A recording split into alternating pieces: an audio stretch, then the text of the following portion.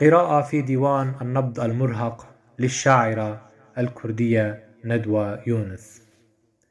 حين تكتب الأنثى ينهال من بين أصابعها مطر الحب، وتندلق من قلبها أنهار العسل.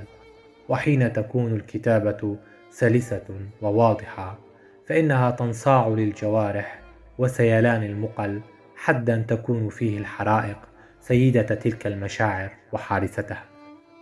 في قراءتي لهذا الديوان لمست مواطن الشفافية ورقة الإحساس، فلم تتفوه الشاعرة ندوى يونس إلا بما يمليه عليها القلب، حيث تجمع ما بين لوعة الشوق للوطن ولهفة الاتحاد الطبيعي بالحبيب. تكتب عن قامشلو فتقول صفحة 7: كيف سينام الليل في غياب حلمك، كيف سيسفر الفجر دون دعوة الفراشات من كفيك، كيف للقصائد أن تتلى دون نبض قلبك. نلحظ تكرار السؤال الذي يستقصي الحال، وهو بوابة لتوطيد الجسور ما بين التوق والجغرافيا. ولا تنفك الشاعر عن التساؤل، إنه يوحي أبدا من أن الشعر طريقة تفكير على حد تعبير أرسطو. وفي متن الديوان ظهور للدفاع عن كدح المرأة والتغني بالمناضلات، كما في قصيدة أبروتيمتك حين تقول صفحة 16: حملت كل بيارق الفرح، حملت كل بيارق الثورة، لم تتغاضى، لم تترنح، لم تستسلم، كل الجنود ركعوا أمامها ولم تركع. ففي كلماتها تلك نعومة ممزوجة بصلابة أنثوية في إبراز دور المرأة ووقفتها لأجل قضيتها ومعاناة شعبها. الشاعرة ندوى يونس حين تكتب عن الحب تتماهى به لدرجة الألم والإذعان لمواثيق الوفاء والإخلاص لتفاصيل الحب. تراها تعبر عن ذلك بكل توئدة حين تقول هنا صفحة 27: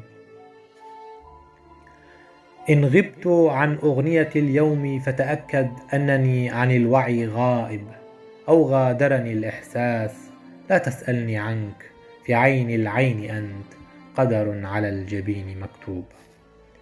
وأخيرا لا يسعني سوى بيان بعض الخصائص التي تتميز بها لغة الشاعرة، وهي: تتميز لغتها بكثافة الصور وكثرة التساؤلات، كأنها بذلك تترك الباب مشرعا على احتمالات عديدة، أو كأنها تنتظر أجوبة من المتلقي ليجيب كما يرى أو يحس.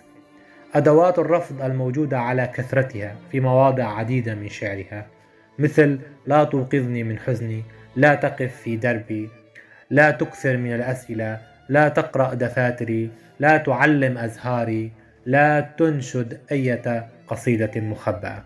كثرة اللاءات إشارة للرفض وبيان لحقيقة الألم الذي لا يبرح كوامن الشاعرة. وفي الديوان الكثير من الدلالات والمراميز استطعت تكثيفها هنا في هذه الدراسة المقتضبة، وهو حقل مضيء وبحيرة تضم أسرارا لعالم جميل واعد بكل الحب والأمل.